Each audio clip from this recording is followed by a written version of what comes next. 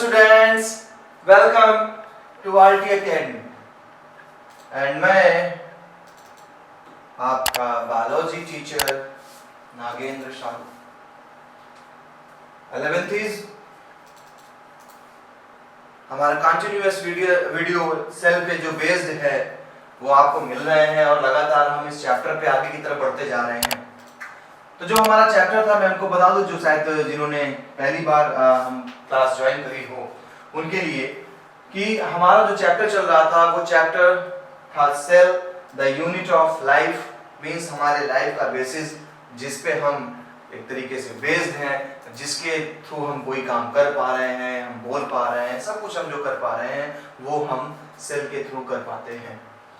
तो हमने सेल को बोला था कि सेल एक क्या है, एक मेम्ब्रेनस स्ट्रक्चर है, मेम्ब्रेन बाउंड स्ट्रक्चर है। ऐसी वो कोई चीज नहीं है जिससे आप वाकिफ नहीं हैं। और ये सेल केमिकली बनी हुई है, छोटे छोटे केमिकल का मिक्सचर है, और इस केमिकल में हमारा प्रोटीन आ सकता है, कार्बोहाइड्रेट हैं, लिपिड हैं, ये सारे केमिकल्स हमारे पाए जाते हैं।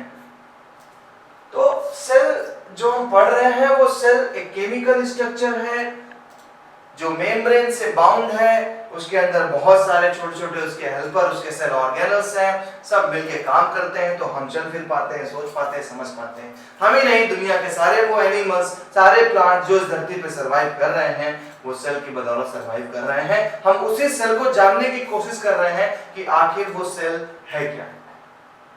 सेल में जब हम और आगे बढ़े तो हमने और लेक्चर्स दिए, लेकिन इस लेक्चर्स को कंटिन्यूअसली पाने के लिए आपको चैनल को सब्सक्राइब, लाइक, शेयर करना पड़ेगा।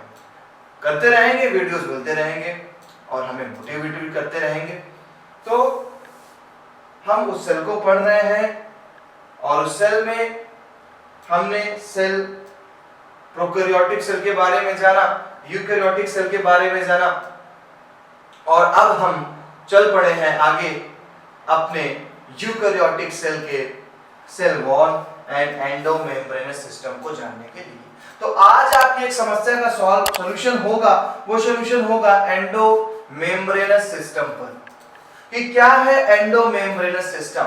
लास्ट वीडियो हमारा बेस था सेल मेम्ब्रेन पे, सेल मेम्ब्रेन पे, जहां पे आप जाना था, जहां पर आपने जाना था कि सेल मेम्ब्रेन एक सैंडविच लाइक स्ट्रक्चर था जिसमें outer side protein, inner side protein and बीच में फास्फोलिपिड की बाई लेयर होती थी। सिंगर एंड निकोलसन ने फ्लूइड मोज़ेक मॉडल दिया था सेल मेम्ब्रेन के लिए। सेल मेम्ब्रेन के हमने फंक्शंस को जाना था, जहां पर हमने बात करी थी एक्टिव ट्रांसपोर्टेशन और पैसिव ट्रांसपोर्टेशन की।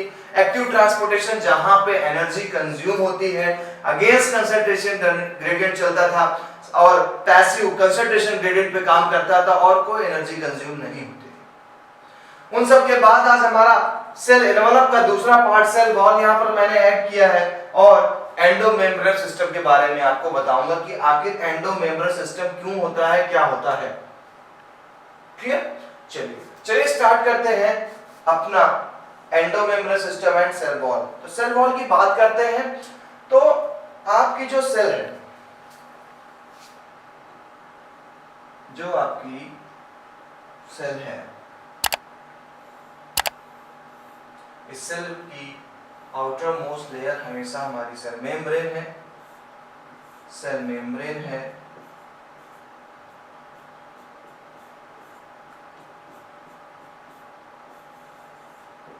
बट अगर हम बात करते हैं प्लांट सेल की, तो प्लांट सेल में एक अनदर लेयर होती है जिसे हम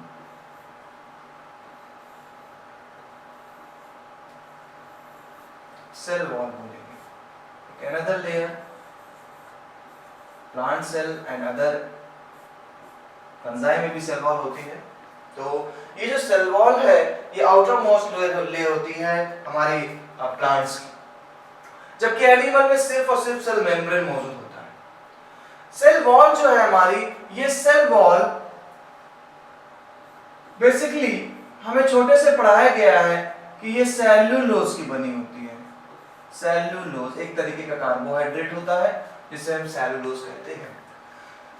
तो एक कॉमन सी बात हमें समझने वाली है कि पहला हमने सेल मेम्ब्रेन को जाना, जहां पर सेल मेम्ब्रेन प्रोटीन और लिपिड का कंपोजिशन था, एंड नाउ हम आज जानने जा रहे हैं सेल वॉल के बारे में। तो सेल वॉल कई हजार मॉलिक्यूल के जुड़ने से बनता है, कई हजार ग्लूकोज के मॉलिक्यूल के जुड़ने से बनता है। शायद इसीलिए सेल वॉल को हम डाइजेस्ट नहीं कर पाते हैं और हमें प्लांट सेल को खाने के लिए बोला जाता है, बिकॉज ये सेल वॉल जब डाइजेस्ट नहीं होगी तो हमारे इंटेस्टाइन को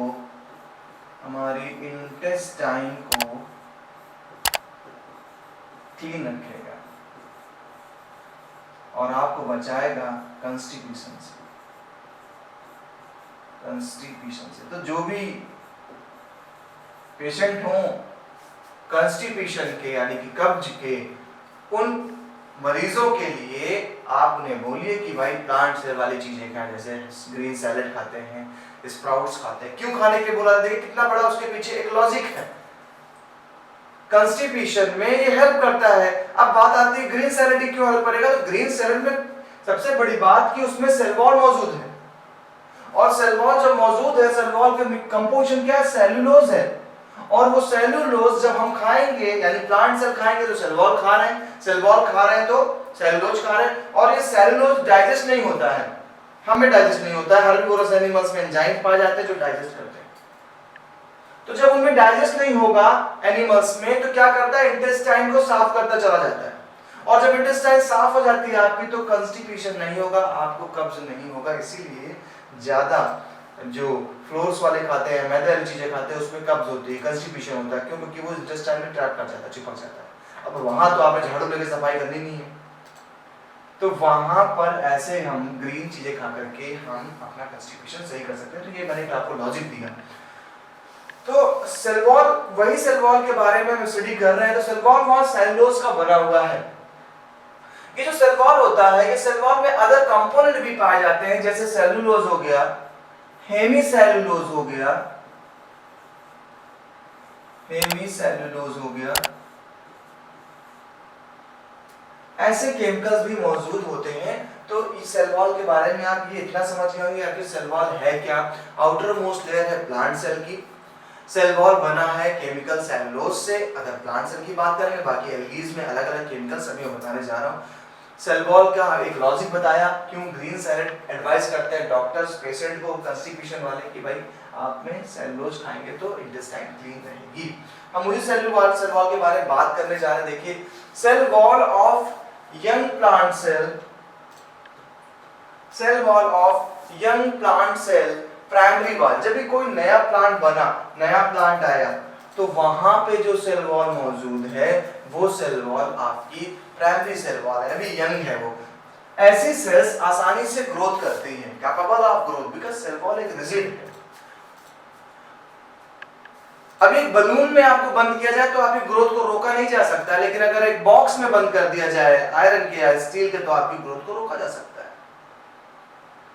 क्यों? क्योंकि अभी बलून एक प्राइमरी वॉल है, अभी वो बढ़ सकती है, फ्लेक्सिबल होती है, लेकिन एक बॉक्स आयरन का वो फ्लेक्सिबल नहीं है, वो रिजिड है। तो सेल जैसे जैसे पुरानी होती जाएंगी, वॉल उसकी डेंस होती जाती है, क्योंकि सेल्यूलोज का डिपोजिशन बढ़ता जाता है, और जितना ज्यादा सेल्यूलोज बढ़ता जाएगा उतनी वॉल थिक होती जाएगी। जैसे कि एक वॉल है, उसपे हम अगर पहली बार पेंट करते हैं तो एक लाइट फिल्म दिखाई पड़ती है हमको, लेकिन कंटिन्यूअसली हम पेंट करते रहे, नया फिर सूख जाएगा, फिर पेंट, फिर सूख जाएगा, फिर पेंट। देन ऐसी कंडीशन पे क्या होगा? वो वॉल काफी रिजिड हो जाएगी।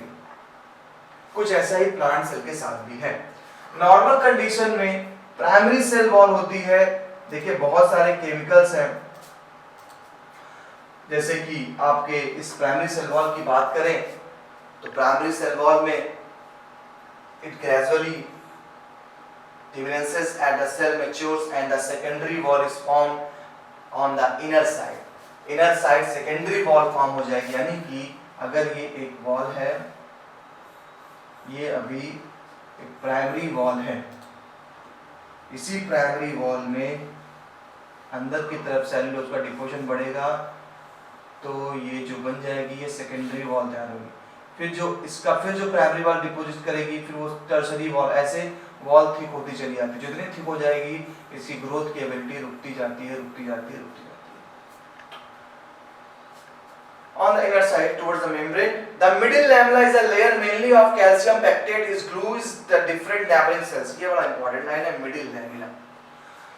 अभी हमारी इस ब्लैक वाली सेल यानी जो हमारी प्राइमरी मेम्ब्रेन थी, जो हमारी प्राइमरी सेल वॉल थी, ये देखिए प्राइमरी में ब्लैक से दिखा रहा हूं, ये हमारी प्राइमरी सेल वॉल है। और ये जो हमारी प्राइमरी सेल वॉल देखिए, ये है आपकी प्राइमरी सेल वॉल, और इसने टूवर्ड सेल मेम्ब्रेन को अगर हम दिखाएं इस कलर से, ये आपकी सेल मेम्ब्रेन है, येलो कलर सेल मेम्ब्रेन है। तो जो पहली जो हमारी सेल आपकी सेल वॉल थी, पहली जो लेयर थी वो प्राइमरी सेल वॉल थी। अब इस प्राइमरी सेल वॉल से जो सेक्रीट हुआ ये सेकेंडरी सेल वॉल हो गई, सेकेंडरी वॉल हो गई। अब यही बाहर की तरफ एक केमिकल रिलीज करती है जो है पेक्टिन केमिकल का बना होता है, जहां पाया जाता है कैल्शियम पेक्टेट। ये कैल्शियम पेक्टेट को हम बोलते हैं, ये एक तरीके का सीमेंटिंग मटेरियल होता है, एक ग्लूस जैसा चिपचिपा जैसा सबसे आप देख रहे हैं, ये व्हाइट कलर का एक स्टिकी मटेरियल। ये जो स्टिकी मटेरियल व्हाइट कलर का देख रहे हैं बाहर की तरफ, प्राइमरी वॉल के बाहर की तरफ, उसे ही हम बोल देते हैं क्या, मिडिल लैमेला। वो हमारा मिडिल लैमेला बन जाता है। तो the middle lamella is a layer mainly of calcium pectate, it glues the different neighbouring cell. Simple सी बात है, बाहर की तरफ जब हमारा, मैं स्मॉल कलर दिखाता हूं ब्लू तरीके से, मैं ब्लू कलर से शो करता हूं, ये जो आप ब्लू कलर देख रहे हैं ये मिडिल लैमेला है, और इसी मिडिल लैमेला से दूसरी सेल अटैच हो जाती है, ऐसे इसी मिडिल लैमेला से दूसरी सेल अटैच हो रही है। तो ये ग्लूज का काम करती है, डिफरेंट नेबरिंग सेल को जोड़ने का काम करती है। The cell wall and middle lamella, cell wall and middle lamella may be traversed by plasmodesmata which connect the cytoplasm of neighboring cells। देखिए क्या चीज है, इसको मैं आपको समझाता हूं।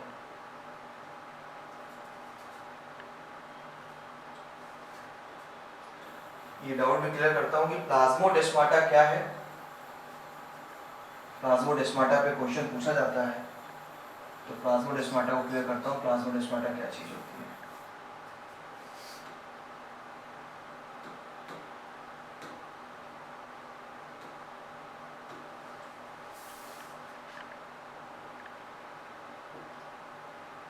सबसे पहले बात आती है आपकी, या एक सेल ये एक मेम्ब्रेन है, क्योंकि इनर मोस्ट लेयर हमेशा मेम्ब्रेन होगी। मुझे इसे अलग अलग कलर से शो करना पड़ेगा जिससे आपको समझ में आए। चलिए मैं प्राइमरी वॉल को ग्रीन कलर शो करता हूँ, याद रहेगा प्लांट का पार्ट है, ये प्राइमरी वॉल होगी।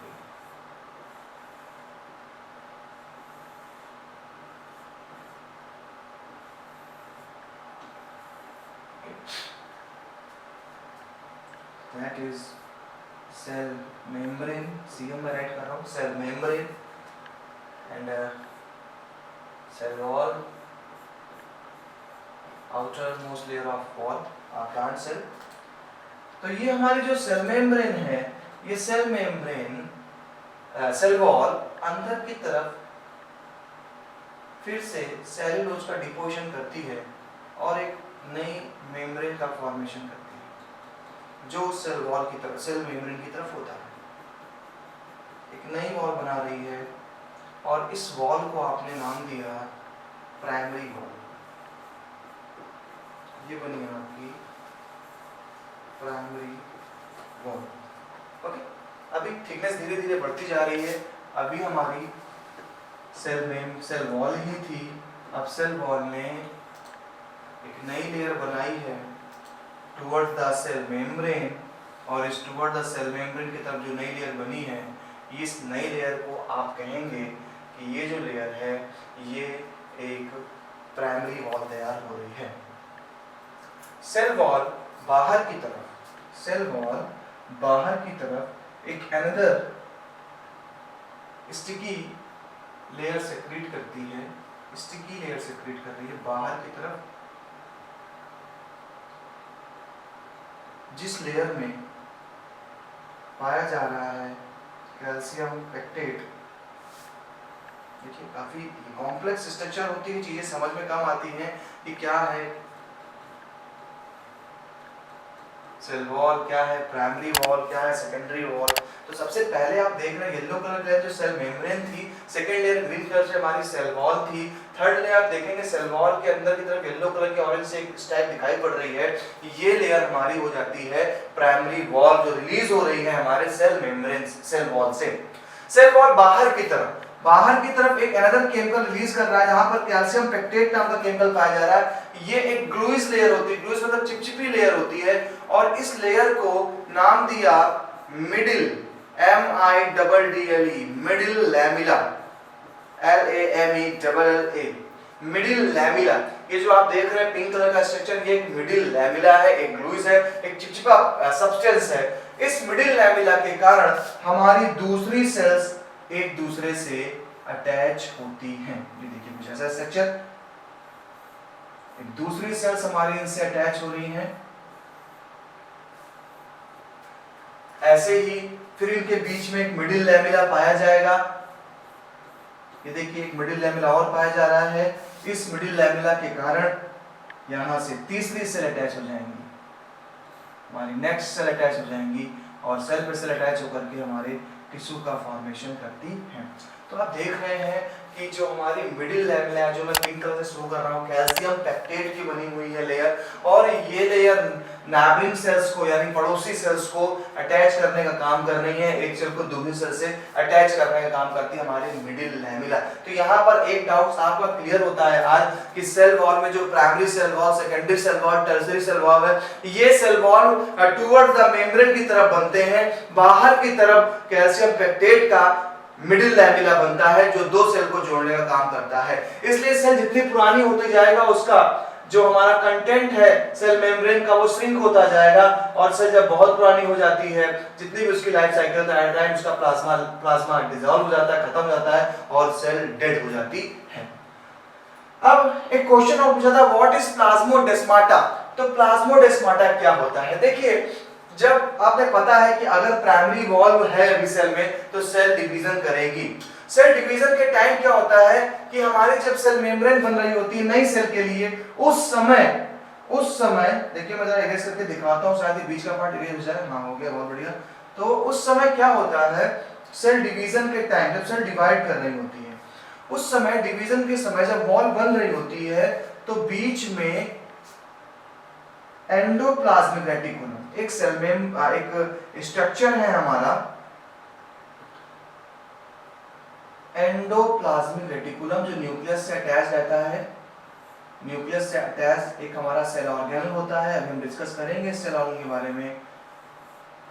उस सेल ऑर्गेनल को हम बोलते हैं एंडोप्लाज्मिक रेटिकुलम। इस एंडोप्लाज्मिक रेटिकुलम के ट्यूब्यूल्स दो सेल प्लेट के बीच में फंस जाते हैं।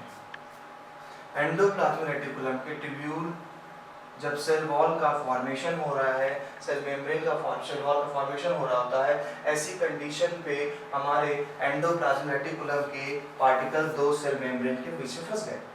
अभी जब फंस गए तो बीच में गैप तैयार हो गया।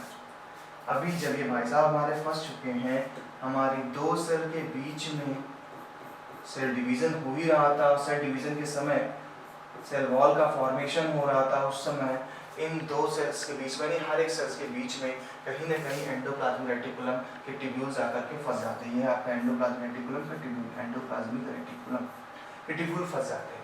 अब जो ये पोर बन जाता है, यानी जब आप अगर सोचिए ऐसे कि जब आप किसी वॉल का फॉर्मेशन कर रहे हैं और आपने बीच में बैम्बू लगा दिया है, पूरी दीवार बन गई, लेकिन जहां पर आपने बैम्बू डाला हुआ उस जगह पे दीवार नहीं बनेगी। क्यों नहीं बनी है? क्योंकि आपने वहां पर बैम्बू लगा दिया है। सेम ऐसे दो अलग, एक कमरे को दो कमरे में डिवाइड किया जा रहा था, सेल वॉल बन रही थी, सेल मेम्ब्रेन बन रही थी, लेकिन बीच में एंडोप्लाज्मिक रेटिकुलम के पार्टिकल्स आके फंस गए, तो सेल उस जगह पे कंप्लीट नहीं हो पाए, और जिस कारण दो सेल के बीच में एक गैप बन गया, और इसी गैप को हमने नाम दे दिया, इसी गैप को नाम दे दिया प्लाज्मोडेस्माटा।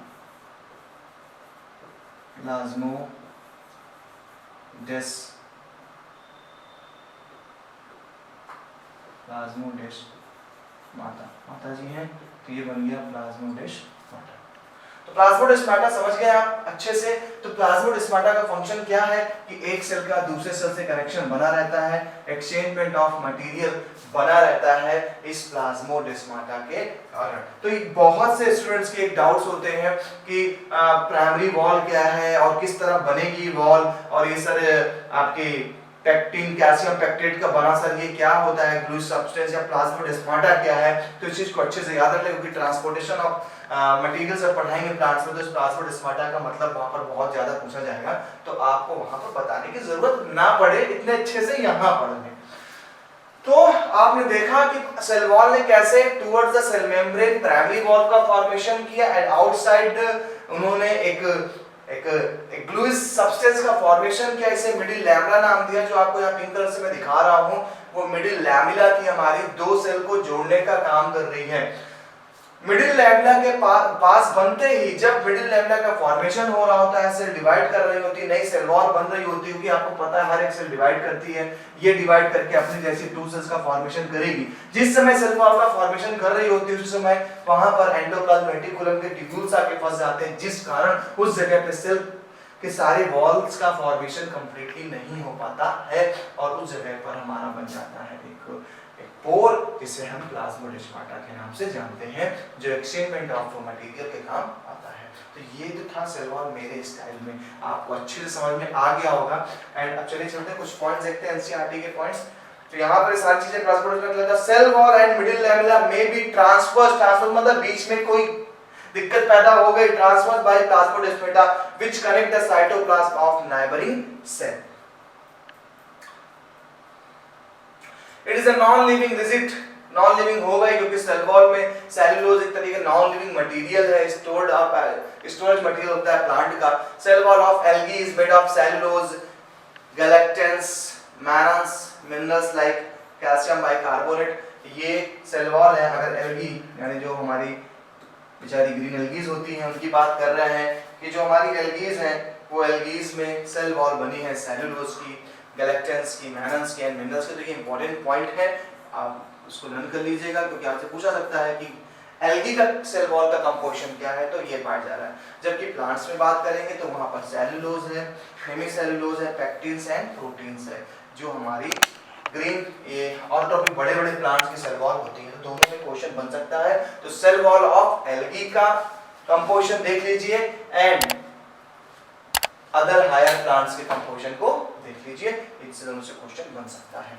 चलिए आगे आपको ले चलते हैं। अब हम एक स्ट्रक्चर पे, यानी हमारा एक टॉपिक के बाद दूसरा टॉपिक स्टार्ट होता है, और वो टॉपिक हमारा है एंडोमेम्ब्रेनस सिस्टम। चलिए एंडोमेम्ब्रेन सिस्टम पे चलने से पहले आपकी मुलाकात कराते हैं अपने स्टाइल में क्या है। देखिए आपको मैंने एक दिन पढ़ाया था, एक दिन वीडियो मैंने आपको सेंड की है कि जो सेल एक्टिव सेल ऑर्गेनल्स करके नाम आपको याद आ रहा होगा, active cell organelles. Active cell जो ऑर्गेनल्स हमारे होते हैं, ऑर्गेनेलीज जिसे आप कहते हैं, बहुत से लोग ऑर्गेनेलिस कहते हैं। एक्टिव सेल ऑर्गेनेलिस में आपको दो तरीके के ऑर्गेनेलिस मिलेंगे। पहले दो तरीके के, देखिए बहुत ही सिंपल वे में बता रहा हूं आपको। क्या है एनसीईआरटी लिखती है एंडोमेम्ब्रेन सिस्टम। अगर ये एंडोमेम्ब्रेन सिस्टम है तो नॉन एंडोमेम्ब्रेन सिस्टम क्या चीज है, इस चीज को ध्यान से समझिएगा। सारे के सारे सेल ऑर्गेनल्स यानी साइटोप्लाज्म में दो चीजें मौजूद हुआ करती थी, nucleus and their cell organelles.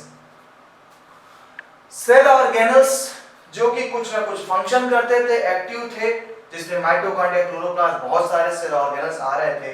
And other side पे हमारा न्यूक्लियस था, और दोनों मिल जाते थे तो प्रोटोप्लाज्म बनता था। आज हम उसी साइटोप्लाज्म में मौजूद सिर्फ एक्टिव सेल ऑर्गेनल्स के बारे में जानने जा रहे हैं। एक्टिव सेल ऑर्गेनल्स की हमने दो कैटेगरी करी। एक करी हमने मेम्ब्रेन बाउंड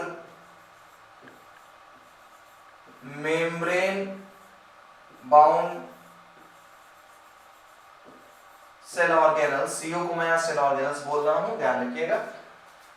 दूसरी तरफ हमने ऐड किया नॉन मेम्ब्रेनस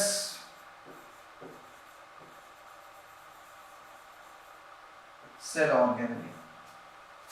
मेम्ब्रेन बाउंड यानी जिस सेल के सराउंडिंग में प्रोटीन एंड फास्फोलिपिड की बनी मेम्ब्रेन पाई जाएगी, आप उसे मेम्ब्रेन बाउंड सेल ऑर्गेनल कहेंगे। और जिस सेल ऑर्गेनल में मेम्ब्रेन नाम की कोई चीज नहीं पाई जाएगी, उसे नॉन मेम्ब्रेनस सेल ऑर्गेनल कहेंगे।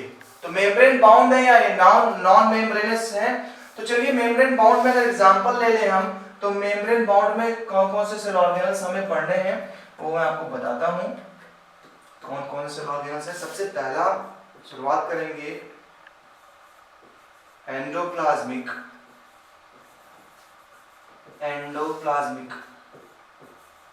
रेटिकुलम।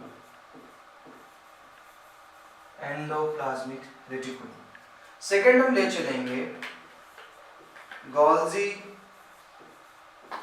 बॉडी, या बहुत ही लोग इसे गोल्जी एपरेटस भी करती हैं, कोई प्रॉब्लम नहीं है। थर्ड हम ले चलेंगे आपको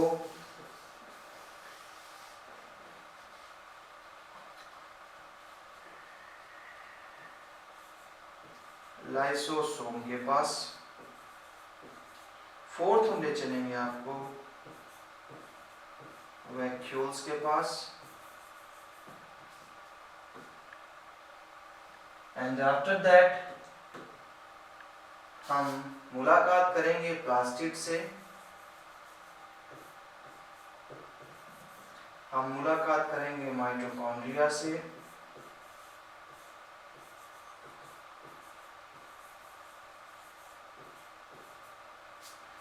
हम मुलाकात करेंगे पराक्सीसोम से,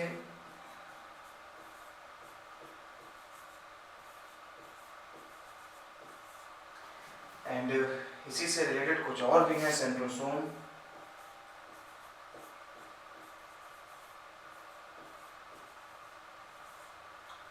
हम इतने सेल ऑर्गेनल्स के बारे में चर्चा करेंगे। जबकि नॉन मेम्ब्रेनस में हमें सिर्फ एक सेल ऑर्गेनल्स के बारे में ज्यादा पढ़ना है, वो है हमारा राइबोसोम।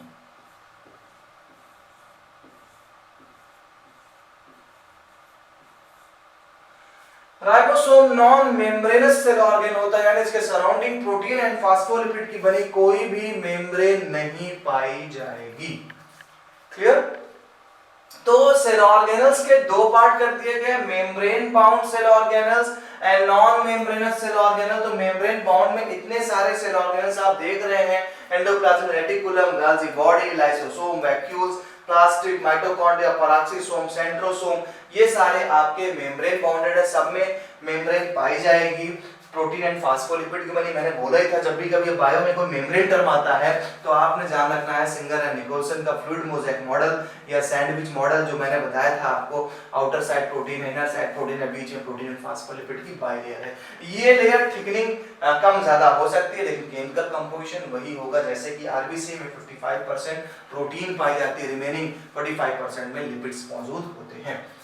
चलिए अब आपको एंडोमेम्ब्रेन सिस्टम पढ़ाने का मैंने वादा किया, तो यहाँ पर आपके सेल ऑर्गेनल्स का एक ब्रीफ अकाउंट खत्म होता है कि हाँ सेल ऑर्गेनल्स क्या है। ये हमें समझ में आया कि सेल ऑर्गेनल्स की दो कैटेगरी करी है सर ने, एक मेम्ब्रेन बाउंड सेल ऑर्गेनल्स है, दूसरे नॉन मेम्ब्रेनस सेल ऑर्गेनल है। ठीक है, अब हम चलते हैं मेम्ब्रेन बाउंड सेल ऑर्गेनल में। जब हम मेम्ब्रेन बाउंड सेल ऑर्गेनल्स में पहुंच रहे हैं तो यहाँ पर भी हमें एक वैरायटी देखने को मिलती है। क्या देखने को वैरायटी मिली हमको? हमें वैरायटी देखने को ये मिली कि endoplasmic reticulum, Golgi body, lysosome और वैक्यूल्स, इनके बीच में एक कोऑर्डिनेशन चलता है। यानी ये चार लोग, ये चार सेल ऑर्गेनल, जैसे मैं ब्लॉक में बंद कर रहा हूं बॉक्स में, ये जो 4 सेल ऑर्गेनल्स हैं, ये सेल ऑर्गेनल्स आपस में कोऑर्डिनेशन करके काम करते हैं। यानी बहुत सा काम गोल्जी बॉडी का एंडोप्लाज्मिक रेटिकुलम के बिना नहीं हो सकता है, गोल्जी बॉडी का लाइसोसोम या लाइसोसोम का गोल्जी बॉडी के बिना नहीं हो सकता। चारों के चारों कोऑर्डिनेशन से काम करते हैं। तो those organism who correlate with each other is called endomembranous system। इसी को हमने नाम दिया है एंडो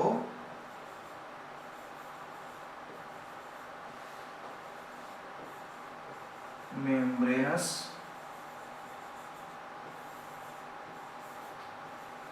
सिस्टम या एंडोमेम्ब्रेनस ऑर्गेनेल्स।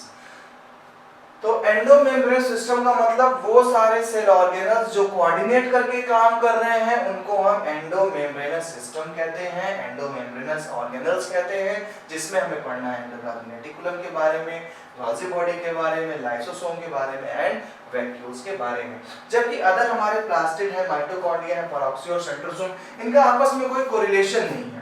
प्लास्टिड ऐसा कुछ नहीं बना रहा जो माइटोकॉन्ड्रिया यूज करे, माइटोकॉन्ड्रिया ऐसा कुछ नहीं बना, मतलब डायरेक्टली कोई कोरिलेशन नहीं है। ऐसा तो दुनिया में हर एक चीज का इनडायरेक्टली कोई ना कोई तो रिलेशन है ही है। माइटोकॉन्ड्रिया नहीं होगा तो एनर्जी नहीं बनेगी, ऐसा तो रिलेशन है, लेकिन डायरेक्ट रिलेशन हमारे इन 4 सेल ऑर्गेनल्स में देखने को मिलता है। तो जब direct connection in 4 cell organelles के बीच देखने को मिल रहा है तो आप इसको बोलेंगे एंडोमेम्ब्रेनस सिस्टम, जो मैंने आज के टॉपिक में लिखा हुआ था, cell wall and endomembranous system. तो ये है वो एंडोमेम्ब्रेनस सिस्टम, जो हमारे सेल ऑर्गेनल्स कोऑर्डिनेट करके कार्य कर रहे हैं वो एंडोमेम्ब्रेनस सिस्टम में आते हैं। बाकी किसको डायरेक्ट कोऑर्डिनेट नहीं हो रहा, लेकिन हमें पढ़ना सबके बारे में है। तो हम आज के लेक्चर में आपको यही समझाना चाह रहे थे पहले कि आखिर एंडोमेम्ब्रेनस सिस्टम क्या है। आप एक बार जान जाएंगे, देन हम एक एक सेल ऑर्गेनल्स को रेगुलरली उठाएंगे, एक एक पॉइंट को, एक एक सेल ऑर्गेनल्स को पढ़ना स्टार्ट करेंगे with the help of their diagrams. तो अब चलिए एक आपको अच्छी सी इमेज दिखाते हैं कैसे कोऑर्डिनेट करेंगे हमारे ये। तो आपके लिए ये मैंने एक पीडीएफ तैयार किया है जहां पर आप नोट्स बना सकते हैं अपने टॉपिक पे, जैसा कि हमारी एकेडमी कहती है कि नोट्स भी प्रोवाइड किए जाते हैं, इसलिए मेरे हर एक लेक्चर में आपको नोट्स भी देखने को मिलते हैं। तो हमारा टॉपिक था एंडोमेम्ब्रेनस सिस्टम, एंड उस एंडोमेम्ब्रेनस सिस्टम में जब हम पहुंचे तो देखिए आपको अच्छी खासी डिफिनेशन देखने को मिलती है।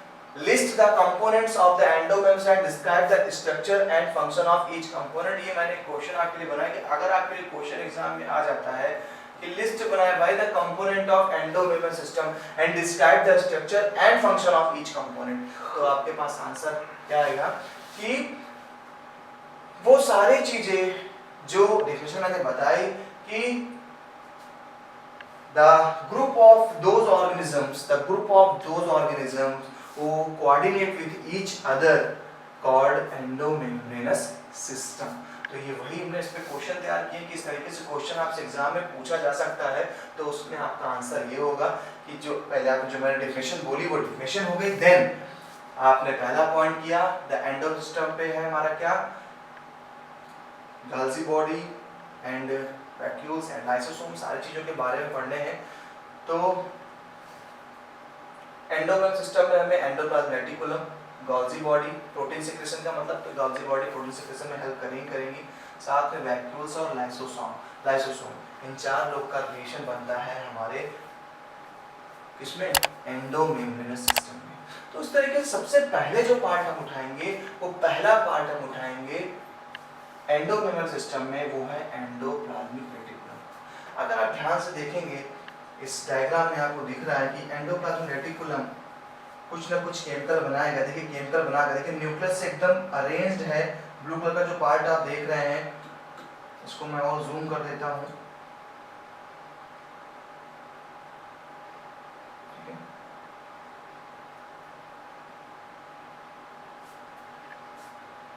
आप देख रहे हैं कि न्यूक्लियस के जस्ट सराउंडिंग में हमारा एंडोप्लाज्मिक रेटिकुलम मौजूद है। ये ब्लू कलर का जो स्ट्रक्चर आप देख रहे हैं, ये ब्लू कलर का स्ट्रक्चर हमारा एंडोप्लाज्मिक रेटिकुलम है। इसको इसीलिए एक तरीके का एंडोस्केलेटन बोला जाता है सेल का, बिकॉज काफी बड़ा पार्ट कवर करता है ये एक सेल को। जैसे हमारे रूफ में जो हमारे बिल्डिंग मटेरियल के लिए हमारी आयरन रॉड्स आती हैं, यानी सरिया इसे हम बोलते हैं, उसमें वो सरिया जैसे हमारी एंडोप्लाज्मिक रेटिकुलम फैली हुई है। एंडोप्लाज्मिक रेटिकुलम जो भी केमिकल बनाएगा वो केमिकल को भेजा जाता है गोल्गी बॉडी के पास। ये आप पिंक कलर का जो स्ट्रक्चर देख रहे हैं गोल्गी बॉडी है। गोल्गी बॉडी इनको पैक करेगा, स्टोर करता है एंड देन इनको छोटे-छोटे वैक्यूल्स में, आपने देख रहे हैं छोटे-छोटे वैक्यूल्स, इन वैक्यूल्स के थ्रू वो सेल मेम्ब्रेन तक भेजता है जहां से डिफ्यूज होकर के बाहर की तरफ निकलते हैं। और ये chemical as a enzyme and hormones जैसी चीजें बनके बाहर निकलती हैं। शायद इसीलिए इन तीनों को मिला करके बोला जाता है क्या? Endomembranes system. क्यों? एंडोप्लाज्मिक रेटिकुलम ने कोई केमिकल बनाया, उसने भेजा गाल्जी बॉडी, तुम ले जाओ भाई।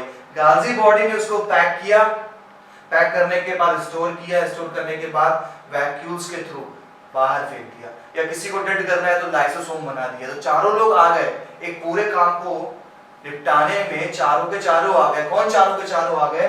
चारों के चारों में सबसे पहला endoplasmic reticulum, second Golgi apparatus, third lysosome भी आ जाएंगे, एंड फोर्थ हमारी क्या आ जाएगी?